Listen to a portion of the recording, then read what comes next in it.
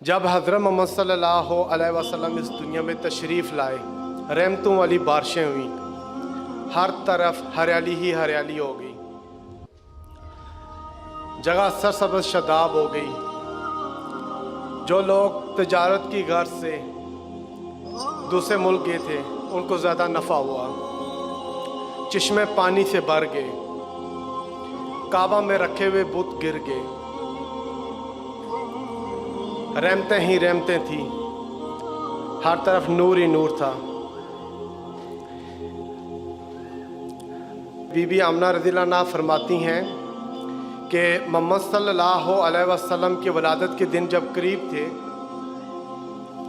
मैंने देखा कि आसमान से सितारे इतने करीब आ चुके हैं कि जैसे कि मेरे ऊपर गिरने लगे हैं, और मेरे बदन से इतनी रोशनी निकली, इतना नूर निकला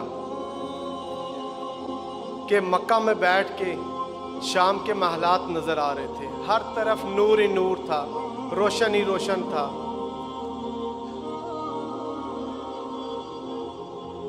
जानवर शर्क की तरफ, शर्क के जानवर गरब की तरफ, गरब के जानवर शर्क की तरफ दौड़ रहे थे और आपस में मिल रहे थे, कह रहे थे मुबारक हो हजूर आ गए हैं, मुबारक हो हजूर आ गए हैं। खुशियाँ ही खुशियाँ मनाई जा रही थी, नूर ही नूर था।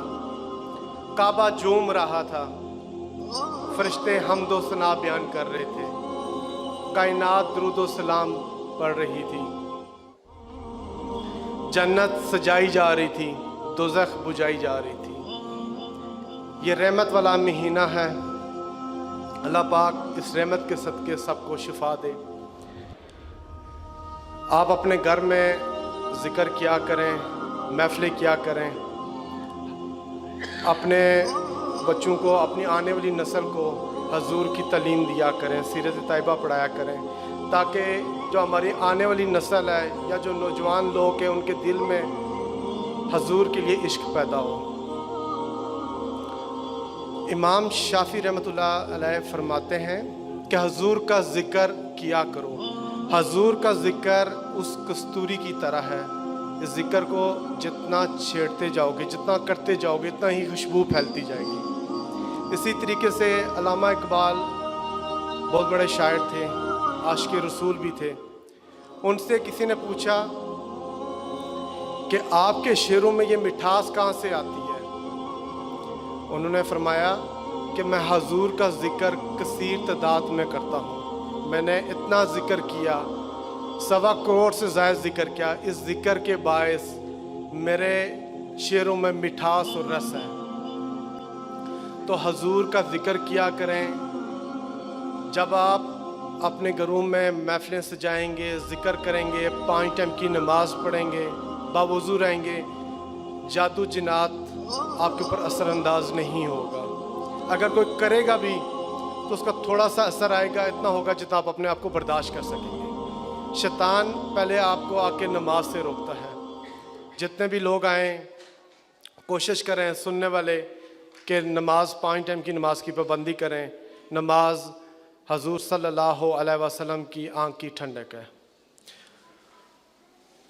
इसके अलावा आप घर में हज़रत मोहम्मद सल्लल्लाहु अलैहि वसल्लम का ज़िक्र किया करें, दुरूद पाक पढ़ा करें। जो लोग कसीर तादाद में दुरूद पाक पढ़ते हैं वो दिन क़यामत दिन हजूर सल्लल्लाहु अलैहि वसल्लम के करीब तरीन होंगे।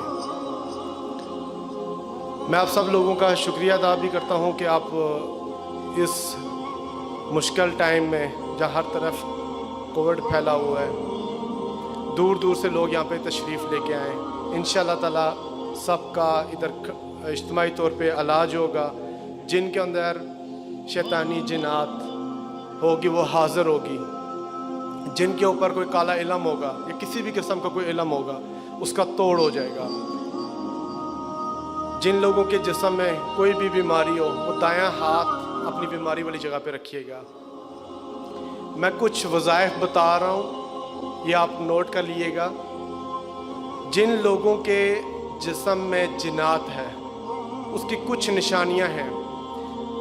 उन लोगों के मैदे ख़राब रहते हैं, उन लोगों के पट्ठों पे दबाव रहता है, उनकी हड्डियां दर्द करती हैं, ब्लड प्रेशर अप डाउन होगा, जिस्म पे कट लगेंगे, घरों में खून के छींटे लगेंगे। اس کے علاوہ جب آپ ان کو چیک اپ کروانے کے لیے ہاسپٹل لے کے جائیں گے، ان کی رپورٹ میں یہ چیزیں نہیں ظاہر ہوں گی، کیونکہ یہ شیطانی چیزیں ہوتی ہیں. جادو جنات کسی میڈیکل رپورٹ میں نہیں آتا. آپ دوائیاں کھائی جاتے ہیں لیکن آپ ٹھیک نہیں ہو پاتے. جن لوگوں کے اوپر جنات ہے ابھی ظاہر ہو جائے گی جب دم سٹارٹ کریں گے.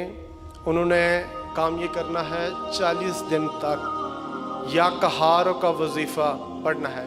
یا کہاروں کا وظیفہ کی جو تعداد ہے وہ ہے 1,25,000 1,25,000. اپنی یا کہاروں کا وظیفہ 40 دن میں پڑھنا ہے.